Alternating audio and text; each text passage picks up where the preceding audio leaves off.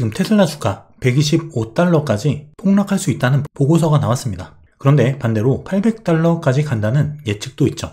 도대체 뭘 믿어야 할까? 이 두 전망의 근거는 완전히 다릅니다. 오늘 영상 끝까지 보시면 테슬라 주가의 운명을 결정지을 핵심 포인트가 정리되실 거예요. 그리고 지금이 기회 구간에 어떤 근거로 진입해 있는지 같이 알아보겠습니다. 테슬라 목표 주가가 극단적으로 나왔습니다. 모건 스탠리에서는 800달러, 핵심 근거는 자율주행과 로봇택시예요. 그리고 이 로봇택시 주행거리 누적에 따른 네트워크 서비스 성장 가능성, 이 자율주행이 완성되면 우버와 같이 로봇택시로 등록해서 수익을 낼 수 있는 플랫폼을 만들겠다, 이런 계획이 있는데, 이 플랫폼 성장에 따라서 테슬라는 지금 전기차 판매 외에도 수수료, 운영 수익, 데이터 수익, 다양한 네트워크 서비스 기반의 수익을 얻을 수가 있다. 성장 가능성이 또 하나 생기는 거죠. 그렇게 됐을 때 애플과 우버, 엔비디아 이 세 기업을 합쳐놓은 듯한 복합 AI 테크 기업으로 거듭나게 될 거예요. 반면 웰스파고가 내놓은 125달러 목표 주가, 기본적으로 테슬라 수요가 감소했다. 일단 24년 기준으로 전기차 세계 2위죠. 1위 비아디.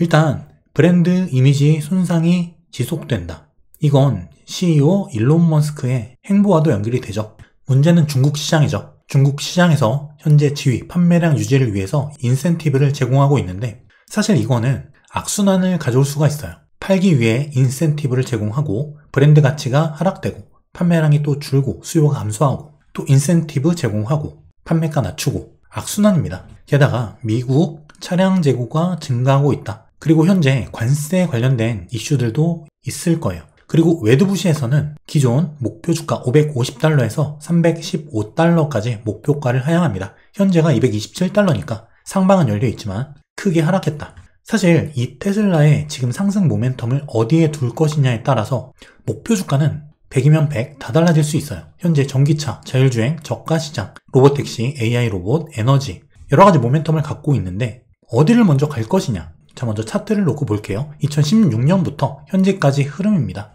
상당 기간 박스권을 치다가 본격 실적이 흑자로 전환되는 턴어라운드 시점, 주가 급등, 1파 상승 이후 코로나 팬데믹, 2파 조정, 3, 4, 5 이렇게 5파 상승이 마무리되고 나서 수렴 이후 급등이 나온 케이스인데요. 중요한 건 이 월봉에서 이 파란색 60개월 이동 평균선이에요. 자, 이 60개월 이평선을 깼던 적이 몇 번 없습니다. 언제냐면 항상 이렇게 지지를 받아왔는데, 자, 바로 2019년도 관세전쟁 이후 1기 이후에 폭락장 이때 한번 깼고요. 그리고 2022년 10월달 긴축과 침체장 이때 한번 깼고, 그 다음은 2024년 4월 조정장.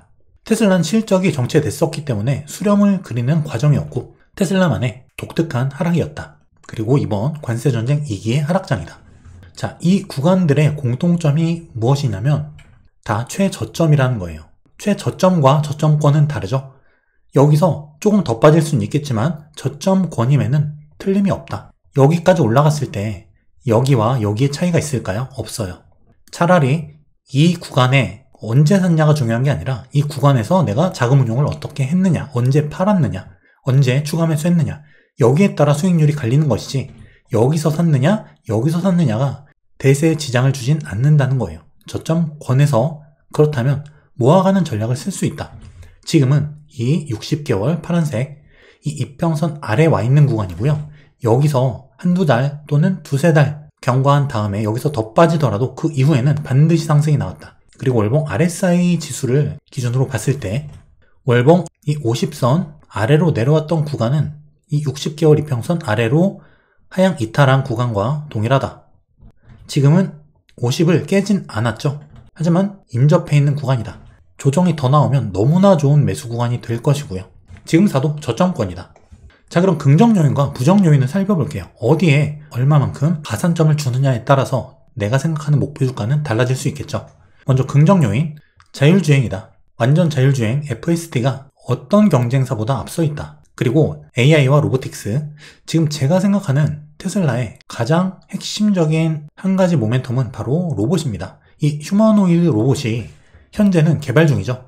하지만 2026년까지 연 5만 대 이상 생산 목표를 하고 있다. 이게 실적으로 연결될 때 50가구, 100가구당 한 대씩만 들여놔도 이 멀티플은 크게 상승할 수 있어요. 이것이 대량 생산이 2026년부터 이루어질 것으로 보고 있고, 이런 대량 생산 시스템과 로봇의 활용도는 차량과 생산 공정에도 도입할 수 있다. 그리고 저가 모델, 지금 저가 모델이 원래 올해 초에 예상이 되어 있다가 내년 초로 미뤄진다, 이런 이야기가 있죠. 하지만 어쨌든 남아있는 모멘텀이고 글로벌 생산 능력 확대 또한 하나의 모멘텀으로 볼 수 있다. 그리고 에너지, 이거는 그냥 꾸준히 우상향하는 성장 산업이다. 태양광 패널 에너지 저장 시스템 급성장 중이죠. 상당히 영업이익률에 도움을 주고 있는 섹터이다. 그리고 테슬라의 실적 발표가 한국 시간으로 23일 수요일 오전 5시경에 있죠. 자고 나면 실적이 나와 있을 것이다. 이때 로보택시 언제부터 재개한다. 이게 지금 미뤄진 건데 언제부터 다시 개시한다. 그리고 저가 모델 언제부터 할 것이다. 모델 Y 저가형 모델, 또 로보택시 이런 부분, 또 로봇 판매 계획, 또 도지 정부 효율부에서 언제부터 사임하고 테슬라 운영에 집중하겠다. 이런 멘트들 나올 수 있겠죠. 뒤에 부정 요인에서 다루겠지만 올해 1분기 실적 예상치가 좋진 않아요. 하지만 이게 어느 정도는 지금 반영이 되어 있는 것으로 보이고요. 자, 이러한 모멘텀들 지금 조금 미뤄지거나 차질이 생기거나 일정적인 부분들, 이런 것들이 좀 문제가 있긴 하지만 실적 발표 후 어닝콜에서 이런 부분에 대한 발표를 했을 때 주가 반등 모멘텀으로 작용할 수 있다. 그리고 실제 일론 머스크가 이 구간에서, 자 여기죠, 3월 20일, 21일 이때 직원들에게 테슬라 지금 저평가다, 주식 팔지 말고 사라, 사면 부자가 될 것이다, 직원들에게 보유를 독려합니다. 예전에도 이런 비스무리한 적이 있었는데 거기가 최저점은 아니었지만 저점권은 맞았었다. 일론 머스크 또한 주가 하락에 대한 방어를 생각하고 있을 거예요. 트럼프가 현재 주가 최저점에서 S&P 500 마이너스 21.9%에서 구두 개입이 들어갔던 것처럼 유사한 개념이죠. 자, 그럼 부정 요인은 뭘까? 지금 수요가 감소되고 있는 것, 이거는 맞다. 그리고 경쟁사가 너무 많아요. 전통업체 포함해서 중국 업체들, 특히 신생 업체들과의 경쟁 심화, 게다가 관세 우려까지 있는 상황. 사실 이런 측면은 좋진 않다. 전기차 본연으로 봤을 때는 실적이 감소 국면에 있는 건 맞다. 자, 1분기 실적 악화에 대해서 인도량 33만 6천 대 예상하고 있는데 실제 시장 컨센 39.7만 대보다 확연히 낮죠. 좋지 않다, 실적 자체는. 그리고 정치활동 때문에 반감, 또 테러, 여러 가지 문제가 있었죠. 충성 고객들도 등 돌리는 사태, 그리고 주행거리 조작을 했느니 말았느니, 이런 문제까지. 어쨌든 차량 인도량 자체, 전기차 본연 사업 자체는 전년 동기 대비 13% 정도 감소했을 것으로 예상이 된다. 그리고 머스크가 지금 외부 활동, 전기차 업황이 좋지 않은 상태에서 운영에만 집중해도 모자랄 판에 정치하고 있다. 그래서 이번 어닝콜에서 도지 사임에 대한 이야기가 나오면 분명히 호재로 작용이 가능할 거예요.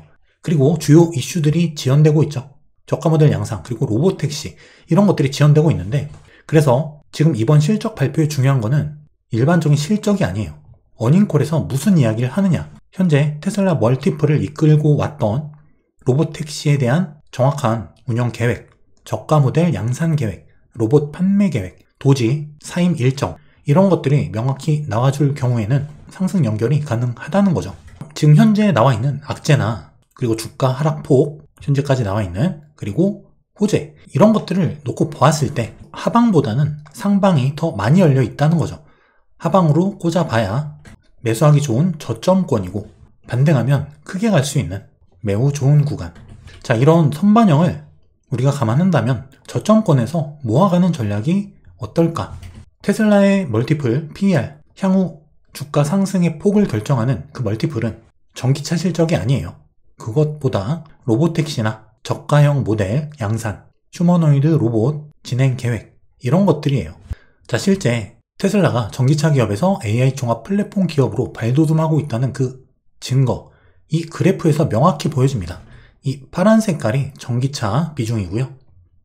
24년으로 넘어가면서 전기차 비중은 줄어들었다. 그리고 에너지는 점차 하늘색 에너지 부문은 증가 중, 점점 커지죠. 그리고 기타 서비스나 기타 부문 커지고 있다. 전기차 비중은 줄어들고 나머지 AI 관련 또는 네트워크 서비스, 플랫폼, 에너지, 로봇, 자율주행, 데이터, 자, 이런 측면에서의 테슬라의 비중 점차 증가하고 있다. 시간이 갈수록 테슬라는 전기차 기업이 아니라 AI 플랫폼 기업 기준의 밸류에이션을 받을 수밖에 없다. 이 말은 자, PER은 실적분의 주가죠. 실적이 똑같아도 이 PER, 시장에서 부여하는 멀티플이 올라가면 주가도 올라간다. 같은 실적일지라도. 전기차 기업일 때의 테슬라와 종합 AI 플랫폼 기업일 때의 테슬라는 다르다. 이때 시장 부여 가치가 1이라면 이때는 시장 부여 가치가 3, 4, 5 이상 갈 수 있다. 자, 여러분의 생각은 어떠신가요? 어쨌든 기술적으로나 여러가지 나와있는 정황적으로 봤을 때 더 빠져도 된다. 왜냐? 과거 통계상 저점권 모아가는 전략을 실행했을 때 매우 좋은 구간이 될 수 있기 때문이에요. 자, 23일 수요일입니다. 내일 밤 9시 2025년 폭락 후 증시 시나리오와 투자 전략을 단 1회 라이브 특강으로 진행할 예정이니까 꼭 고정 댓글을 통해서 신청해 주시고요. 과거가 말해주는 미래 증시, 그리고 파동 사이클로 보는 2025년 증시 시나리오, 폭락장 이후 어떤 형태로 시장이 갈 것인가, 그리고 폭락을 기회로 만드는 준비된 시나리오 전략, 그리고 투자 전략. 자, 딱 한 번이니까 꼭 참여하셔서 남은 2025년 여러분의 투자 전략 점검하시고 큰 수익 전환의 기회로 꼭 삼으시길 바라겠습니다.